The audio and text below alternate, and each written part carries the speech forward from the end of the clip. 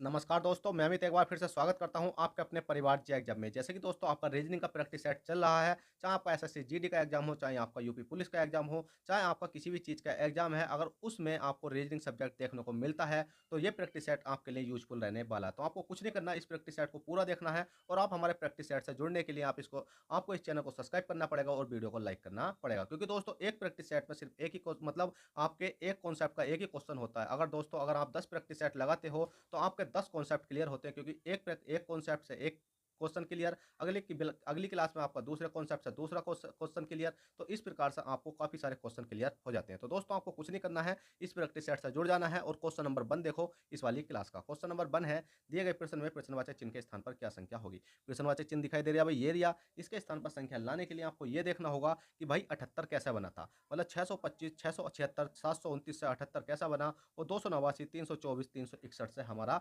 यहाँ क्या संख्या बनेगी। तो दोस्तों बहुत आसान है, अगर आपको वर्ग और क्यूब याद है तो आप इस क्वेश्चन को सिंपली कर सकते हो। जैसे कि 625 हो गया और 600 आपका कितना हो गया, 76 हो गया, और कितना हो गया भी 700 आपका 29 हो गया है। अगर दोस्तों बात करें 625 कितने का होता है, 676 कितने का होता है, 729 किसका होता है, तो आपका हो गया 625 तो सर 25 का होता है, 676 तो किसका होता है, 26 का होता है, और 729 किसका होता है भाई, आपका 27 का होता है। ठीक है, 25, 26 और 27, 25, 26, 27 को अगर मैं जोड़ता हूँ, 25 25, 25 दूनी 50, 25 या 75, 76, 77, 78 कितना हो जाता है भाई, मेरा 78 हो जाता है, जो कि आपको यहाँ पर देखने को मिल जाएगा। जिस प्रकार से आप इसको करा है आपने, इसी प्रकार से आप इसको कर सकते हैं। जैसे कि 289 कितने का होता है, और ये बताओ 324 कितने का होता है, और ये बताओ आपका 361 कितने का होता है। तो 289 तो होता है मेरे दोस्त, ये आपका 17 का होता है, कितने का होता है अभी, 17 का होता है। 324 कितने का होता है, जल्दी से बताओ, ये आपका 18 का होता है। और 361 किसका होता है भाई, आपका ये आपका 19 का होता है। ठीक है, ये कितने का होता है भाई, आपका 19 का होता है। अगर मैं तीनों को जोड़ कर देखूं तो 17, 17, 17, 34, 17, 51, 52, 53, 54 कितने हो जाते हैं भाई, मेरे 54 हो जाते हैं।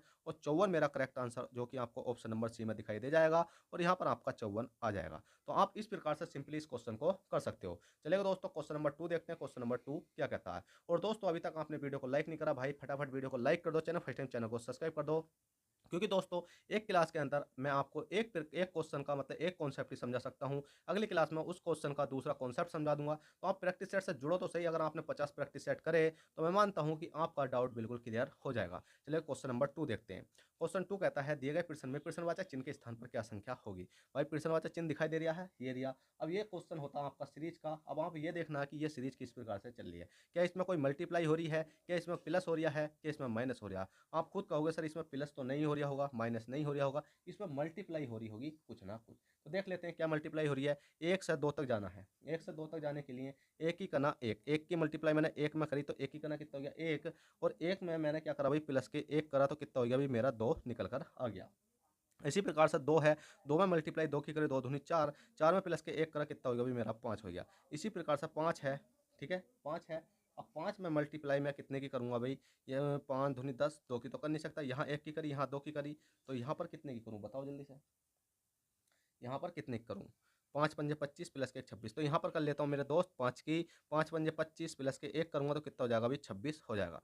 अब दोस्तों डाउट ये आता है कि ये आता है, यहाँ मैंने एक की मल्टीप्लाई करी, यहाँ पर 2 की करी, यहाँ पर 5 की करी, यहाँ पर कितने की करूँ, क्योंकि यहाँ से 1 से 2 तक जाने के लिए 1, और 1 से 5 तक जाने के लिए मतलब 2 से 5 तक जाने के लिए 3, तो 3 से मतलब कितना हो गया, देखो 1 हो गया, और यहाँ पर 2 हो गया, यहाँ 5 हो गया। ठीक है, 1 से 2 तक गए, 2 से 3 तक गए, तो कितना होया, 1 से 2 तक जाने के लिए प्लस के 1 करा, 2 से 5 तक जाने के लिए कितना करा भाई, प्लस के 3, और 3 से अगली संख्या तक जाने के लिए 1 3, 1 2 3 4 5। अगर मैं यहाँ 5 करता हूँ तो यहाँ 5 की मल्टीप्लाई होगी तो 26 पंजे, तो ऑप्शन तो बहुत बड़े दिखाई दे रहे हैं।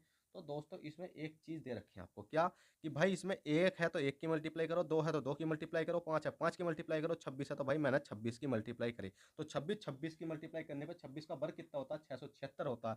कितना होता है मेरे दोस्त, 676 होता है। और 676 होता है, जैसे कि 676 होता है, प्लस के एक करता हूँ तो कितना हो जाता है, 677 हो जाता है। कितना हो जाता है 677, क्या 677 ऑप्शन में है जी, बिल्कुल ऑप्शन में है। तो इसका मतलब हमारा यही कॉन्सेप्ट हमारा लग चुका है। ठीक है, मतलब अगर एक है तो एक की मल्टीप्लाई 2 है, 2 की मल्टीप्लाई 5 है, 5 की मल्टीप्लाई 6 है, मतलब 26 है तो 26 की मल्टीप्लाई होगा, हमारा 677 राइट आंसर आ चुका है।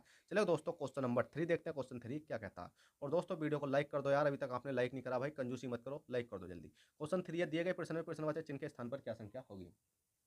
प्रश्नवाचक चिन्ह ये रहा, इसके स्थान पर संख्या लानी है। तो ये देखना है कि 2, 4, 6 से 36 कैसा बना, 3, 6, 9 से 81 कैसा बना, 4, 8, 12 से अगली संख्या क्या बनेगी। तो दोस्तों बहुत सिंपल है, 2 है, 2 प्लस के 4 करूँगा तो कितना हो जाएगा, 2 प्लस के 4 करूँगा तो 6 हो जाएगा, और 6 में मल्टीप्लाई 6 करूँगा तो कितना हो जाएगा भाई, 36 हो जाएगा।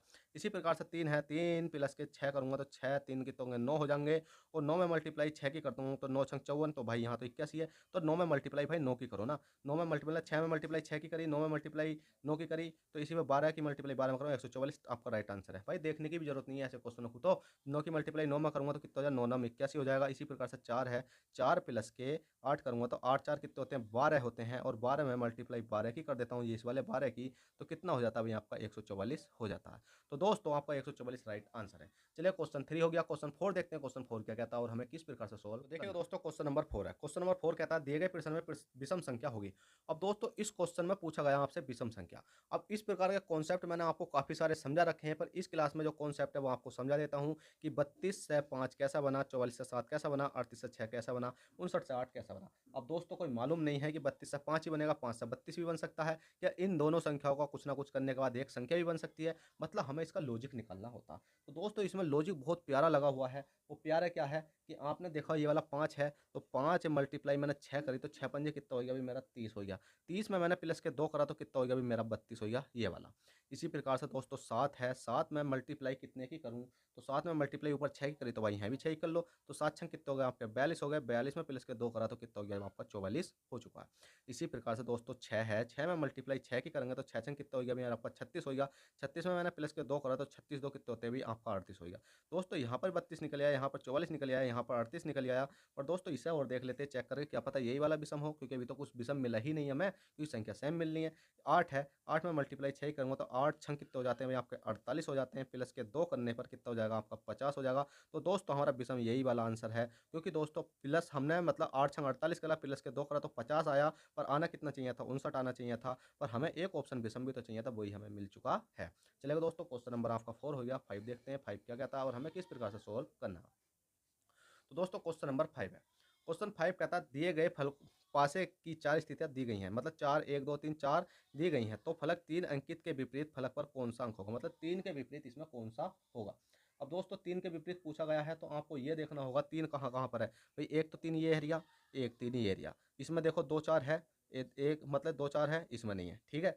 इसका मतलब 3 और देखो कहीं पर है, ये एरिया 3, तो इसमें देखो कहीं 4 और 2 है, नहीं है। इसमें देखो 3 कहाँ पर है, बताओ जल्दी से 3 कहाँ पर है, तो भाई हमें तो 3 और कहीं दिखाई नहीं दे रहा।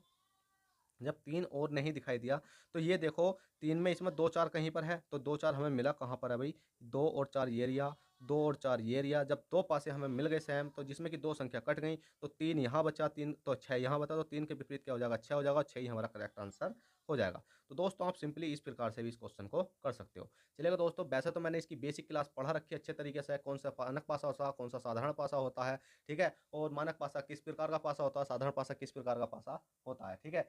विपरीत सतहों का योग 7 आने पर कौन सा पासा कहलाता है, जिसकी विपरीत सतहों का योग 7 ना आए तो कौन सा पासा कहलाता है। अगर दोस्तों मैं बात करूं यहाँ पर कि इस वाले पासे में, मतलब इस वाले ये वाला पासा तो है, ये कौन सा पासा है, आपसे एक छोटा सा क्वेश्चन है कि ये बताओ कि ये पासा तो है, वो कौन सा पासा, मतलब 4 3 2 4, ये बताओ कौन सा पासा है। तो दोस्तों आप कहोगे कि 4 और 3 7, 4 और 3 7, तो ये क्या होगा भाई आपका साधारण पासा हो गया है।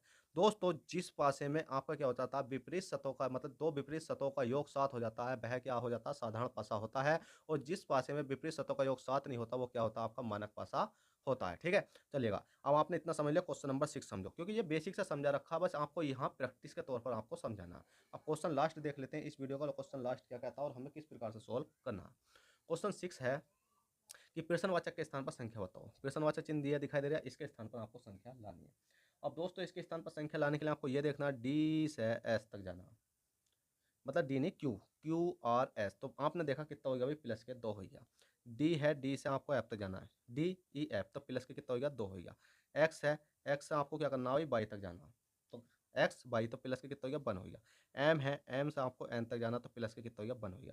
तो इसी प्रकार से सिंपली कर सकते हैं, इसमें हम यू है और आई है, आई ओ है और जेड है, इसमें प्लस के 2 करो, यू वी डब्ल्यू कितना हो जाएगा, डब्ल्यू हो जाएगा। आई है, प्लस के 2 करो, डब्ल्यू आई जे के कितना हो जाएगा, के हो जाएगा। प्लस के 1 करो, ओ पी हो जाएगा। जेड है, जेड के बाद क्या आता है, अभी प्लस के बंद करने पर शुरू से संख्या चल जाती है, ए आ जाता। तो डब्ल्यू के P A option number D आपका राइट हो जाएगा। चलिए दोस्तों, आशा करता हूँ आई होप ये क्लास आपको अच्छे से पसंद आई हो, तो प्लीज़ वीडियो को लाइक करें, चैनल फर्स्ट टाइम चैनल को सब्सक्राइब करें। फिर मिलते हैं आपसे नेक्स्ट क्लास में, जब तक के लिए बैठे कर ऑल द बेस्ट, जय हिंद जय भारत।